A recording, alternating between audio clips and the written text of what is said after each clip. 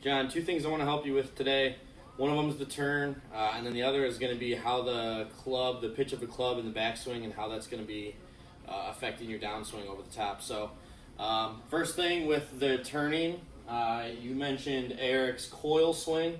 One other thing that's going to help you twist or turn is you have to turn your lower body first to be able to turn your upper body. Now, obviously, you can turn your upper body a little bit without turning your lower body, but that's going to put a lot of stress on your lower back, and ultimately you're gonna quit the game before you want to with some back pain. So the key, I think, for you is being able to turn your pelvis. Now, the easiest way for you to do that is going to be to change the flex in your knees, and when you do that, I want you to keep a little bit more of the pressure on your left foot. Now, by no means do I want you to go back and move your pelvis towards the target too much and keep all of your foot down. That might be the feeling, but we have some degrees of freedom in terms of lifting our heel. I don't want you to do the opposite and go like that.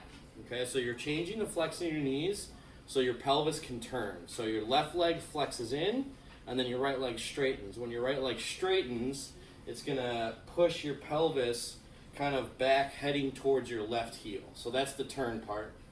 The other thing is you'll swing back, and this club, when you're trying to cock your wrist, it tends to get a little bit too flat.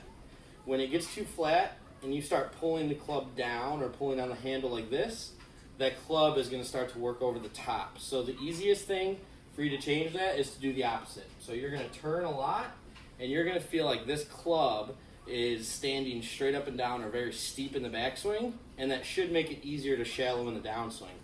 One thing that's going to help you is if you take the heel pad of your palm, and as you turn back and your arms orbit around your body, you're going to push down on the top of the grip there.